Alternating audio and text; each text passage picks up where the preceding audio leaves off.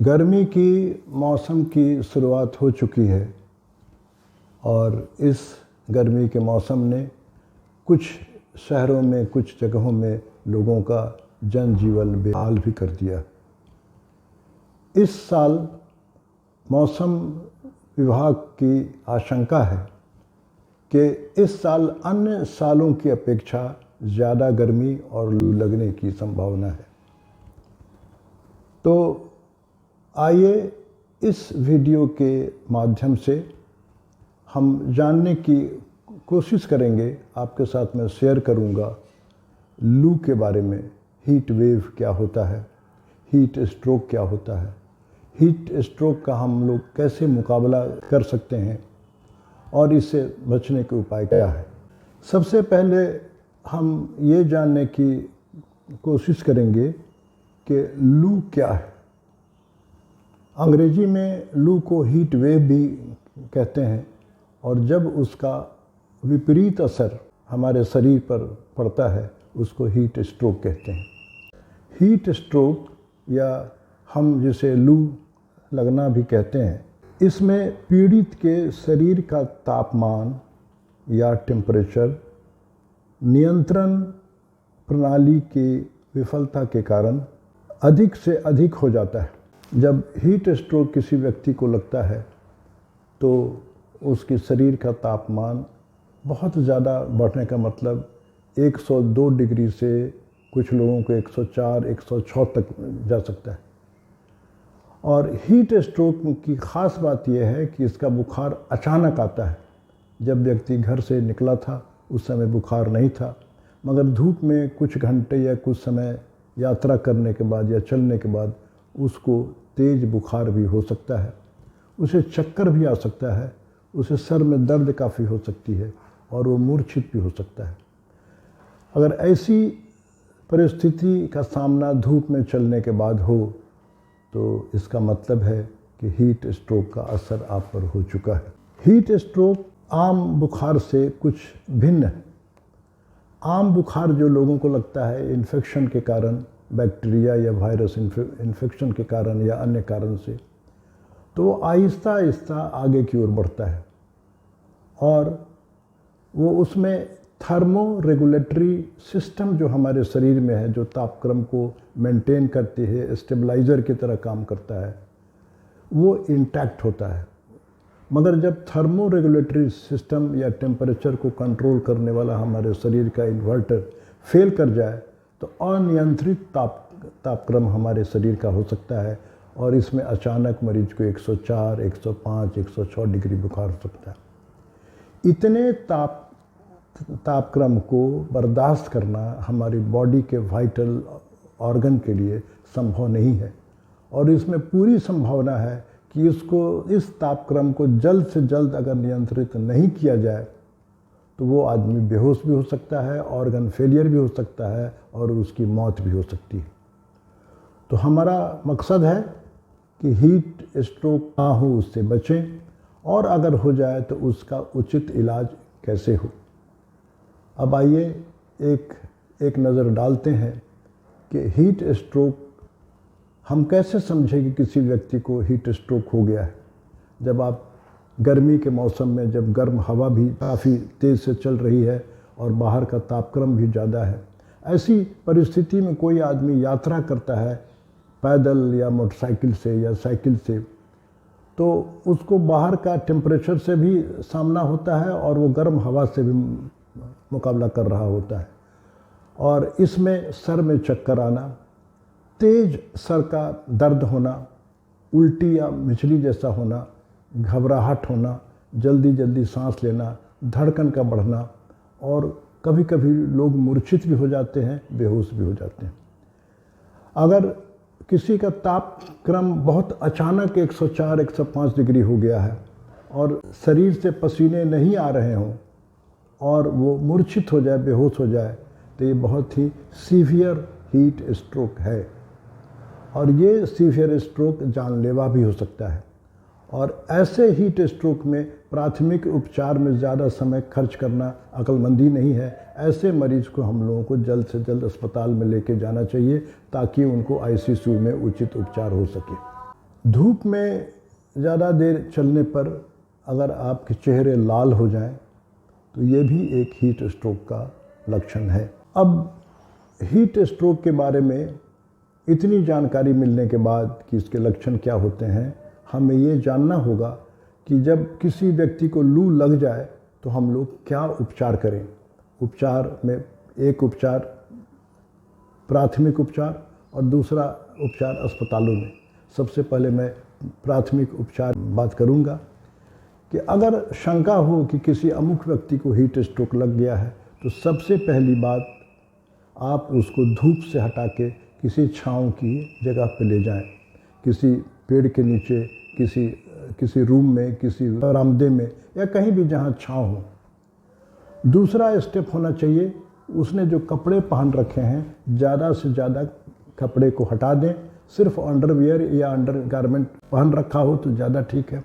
किसी तौलिए को पानी से भिगाकर अच्छी तरह सर से लेकर पांव तक उसको पोंछें, जिसको अंग्रेजी में स्पॉन्जिंग कहा जाता है। सामने से, बगल से और पीठ के से भी, और सर के ऊपर भीगे हुए तौलिए को या कपड़े को उसको डाल दें और इस पर पानी की पट्टी देते रहें, पानी से स्पॉन्जिंग करते रहें। और सबसे मुख्य बात है कि पानी की पट्टी देने ही से टेम्परेचर नहीं डाउन होगा, उस समय हवा भी आपको करनी पड़ेगी, या सीलिंग फैन की हवा हो, पेडेस्टल फैन की हवा हो या हाथ वाली हवा हो।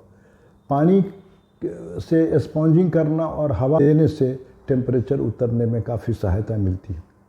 अक्सर लोग ऐसी परिस्थिति में गलती करते हैं या घबराहट में पैरासीटामोल की एक गोली खिला देते हैं इस उम्मीद में कि शायद इसके कारण बुखार मिल जाए।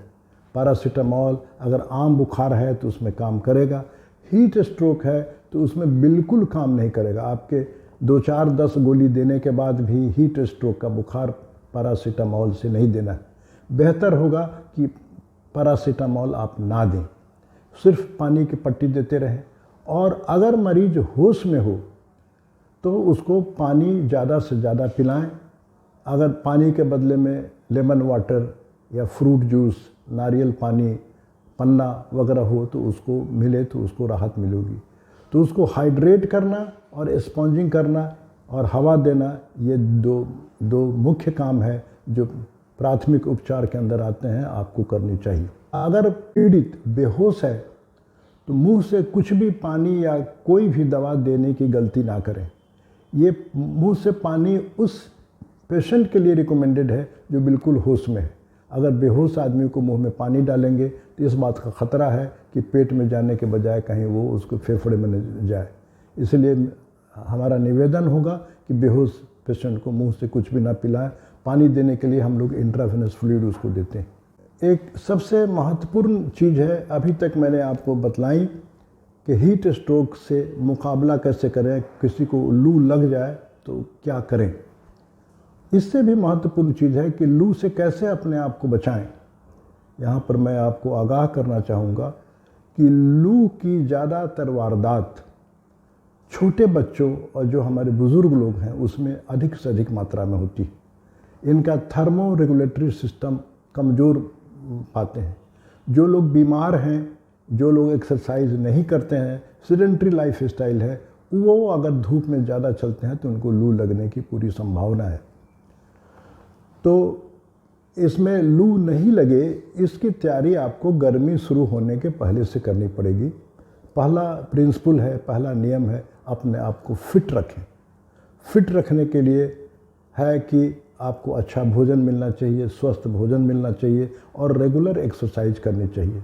रेगुलर एक्सरसाइज में मॉर्निंग वॉक या योगा या अन्य कोई एक्सरसाइज जो आपको अच्छा लगता है उसको आधे घंटे के लिए समय दें, ताकि आपका शरीर भी फिट रहे और आपके शरीर के जितने नाजुक अंग हैं वो उसके काम अच्छे से हो और थर्मो रेगुलेटरी सिस्टम भी एक्टिव मोड में हो, वो एक्टिव रहे।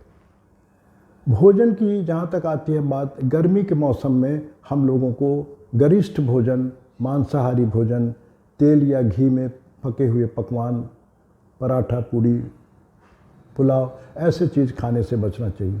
उसके बदले में अधिक मात्रा में पानी पीनी चाहिए, हाइड्रेट करना है। फ्रूट जूस फल, सलाद, दूध के सामान, ये सब उचित मात्रा में लें।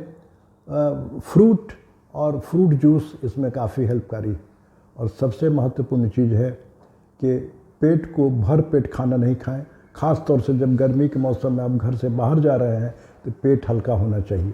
घर में निकलने के पहले जो कपड़े आप पहनते हैं उस पर थोड़ा सा ध्यान देना बहुत आवश्यक है। सूती कपड़े आप पहने तो बहुत अच्छी बात है, ढीले कपड़े हों। सूती कपड़े में खद्दर के कपड़ों को गर्मी में बहुत फ़ायदेमंद माना गया है। इससे शरीर भी ठंडा रहता है, आपको लू भी अपना कम लगी। कपड़ों में काले रंग के कपड़े ना पहने और कपड़े बहुत टाइट भी नहीं हों, लूज फिटिंग वाले कपड़े आपके लिए ज़्यादा उचित हैं। जब भी आप शर्ट पहने तो फुल स्लीव का शर्ट पहने ताकि आपकी बाहें दोनों ढकी हों। और घर से निकलने के पहले सर को ढकना ना भूलें।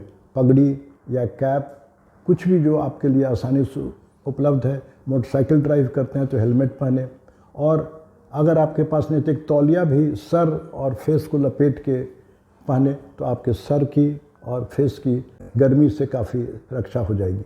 घर से निकलने के साथ साथ छाता भी अवश्य ले लें। छाता लगा के चलें ताकि धूप का असर आपके सर पर बहुत कम पड़े। और सन ग्लास अगर लगा के चलते हैं तो और भी अच्छी बात है। शरीर ढकने के बाद, सर ढकने के बाद अपने पैरों में फुल शू को पहने। चप्पल पहन के घर से ना निकलें, जूते पहन के निकलें, इससे पैरों की रक्षा होगी। और लंबी दूरी का सफ़र करना हो तो ब्रेक करके जाएं। 5-10 मिनट चलने के बाद कहीं छाँव में रुक जाएं। और अगर आपको सफ़र करने के दौरान सर में चक्कर आने लगे या सर में दर्द होने जाए तो किसी की सहायता अवश्य लें। मेडिकल सहायता हो या किसी फ्रेंड की सहायता लें। आपको हो सकता है कि लू का असर स्टार्ट हो गया हो। तो ये कुछ बातें हैं जो हम लोगों को गर्मी के मौसम में, लू के मौसम में घर से निकलने के पहले ध्यान देना चाहिए। और एक चीज़ है कि गर्मी के मौसम में खास करके एक बॉटल पानी अपने बैग में अपने पास ज़रूर रखें कि बीच बीच में प्यास ना भी लगे तो आपको कुछ कुछ देर पर पानी पीते रहना चाहिए ताकि आपका शरीर हाइड्रेट रहे। चेहरा अगर लाल हो जाए ये भी एक लू का लक्षण है। और अब मैं आपसे बातें कुछ करूंगा कि लू के मौसम में क्या ना करें। ये करने से ज़्यादा महत्वपूर्ण है क्या नहीं करें, इसकी जानकारी हमको मिलनी चाहिए। तो गर्मी के मौसम में आप हमेशा कोशिश करें कि सुबह का वक्त जो होता है 5 से 9 के बीच में जितना सारा काम हो निपटा लें। ख़ास तौर से जो बच्चे और अपने बुज़ुर्ग हैं, अगर उनको दिन में घर से निकलना है कोशिश करें कि ये 5 से 9 में, जबकि धूप की गर्मी कम होती है, उस समय निपटा लें। और शाम में 5 बजे शाम के बाद से 9 बजे रात तक जो काम करना कर लें। कोशिश करें कि 10 और 5 के बीच में घर से ना निकलें। और अगर निकलते हैं तो भर पेट खाना नहीं खाना है, लाइट पेट को हल्का रखें, लिक्विड से लें। 60 to 70% भोजन में आपके पानी, फल का रस, हरी सब्जियां, सलाद होनी चाहिए। 30 to 40% ग्रेन्स, अनाज की मात्रा होनी चाहिए।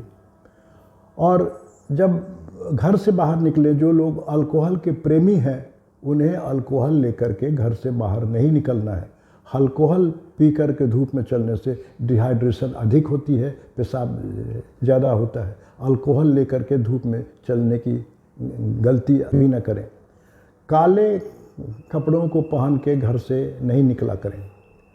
और बीच बीच में आपको पानी भी पीते रहना है। और मैंने एक चीज़ आपको और बताई थी कि अगर बहुत तेज़ बुखार लू के कारण हो जाए तो पैरासीटामोल देने की गलती ना करें। और कभी भी कुछ आपको लक्षण महसूस हो तो मैंने बताया कि आपको डॉक्टरी हेल्प की आवश्यकता है। तो इन सब बातों के बाद अभी तक आप ये महत्वपूर्ण है कि गर्मी के मौसम में हम क्या करें क्या ना करें ताकि लू का असर हमारे शरीर पर नहीं हो, और उसके लक्षणों को जानना चाहिए। और अगर आपके प्रयास के बाद, पानी की पट्टी वगैरह देने के बाद भी प्राथमिक उपचार से मरीज़ का बुखार नहीं हो रहा है कम, और प्राथमिक उपचार में 15 से 20 मिनट ज़्यादा समय वेस्ट करने की दरकार नहीं है। अगर 15 से 20 मिनट के प्रयास में बुखार नहीं उतरता है तो ये बुखार आपसे नहीं उतरेगा, पेशेंट को अस्पताल में की ज़रूरत है। तब अस्पताल में इंटरनल अपना कूलिंग की व्यवस्था होती है, रायल्स ट्यूब या फोलिज कैथेटर या एनिमा दे करके बर्फ़ की पानी को डाल करके लोग अंदर से इंटरनली पेशेंट को कूल करने की कोशिश करते हैं और वाइटल ऑर्गन को सपोर्ट करते हैं। बर्फ़ अगर उपलब्ध हो जाए तो बर्फ़ को एक तौलिए में लपेट करके गर्दन के दोनों के तरफ, कांख के दोनों तरफ और पैर के ऊपरी हिस्से में बर्फ़ से भी करने से बुखार उतरने में सहायता होती है। हो सकता है कि बर्फ़ आपको अक्सर ना मिले। गर्मी के मौसम में सफ़र कर रहे हो तो वो ऐसे कोल्ड ड्रिंक जिसमें सोडा रहते हैं उसका इस्तेमाल ना करें। अल्कोहल भी नहीं लें, प्लेन वाटर, लेमन वाटर, या जो अभी तक हमारे यहाँ देहातों में परंपरा है पन्ना पीने की, आम के रस से बनाया जाता है, ये भी काफ़ी फ़ायदे की चीज़ है, उसको लेने में कोई हर्ज नहीं है। तो अगर इन सब छोटी छोटी बातों का ध्यान करेंगे तो आप काफ़ी सुरक्षित महसूस करेंगे। और योग में की एक ख़ास टेक्निक है जो आपको काफ़ी हेल्पफुल होगी, उसका नाम है शीतली प्राणायाम और शीतकारी प्राणायाम। ये इसको कैसे करते हैं इसका लिंक मैं वीडियो के अंत में दे रहा हूँ। जो लोग व्यक्ति हैं इंटरेस्टेड हैं इसको देखें। और इसको गर्मी के मौसम में अगर रेगुलर आप अभ्यास करते हैं तो देखा गया है कि गर्मी का असर आपके बॉडी पर कम होगा, शरीर और मन शांत और ठंडा रहता है। अपनी बात समाप्त करने के पहले मैं इंदिवर की कुछ पंक्तियाँ आपके लिए साझा करना चाहता हूँ। वो कहते थे कि धूप में निकला न करो रूप की रानी, गोरा रंग तेरा कहीं काला न पड़ न जाए। पंथ है कटीला पैदल न चलो तुम, कहीं पाँव में छाला न पड़ जाए। इन्हीं शुभकामनाओं के साथ आप स्वस्थ रहें, सुरक्षित रहें और अपना ख्याल रखें। धन्यवाद।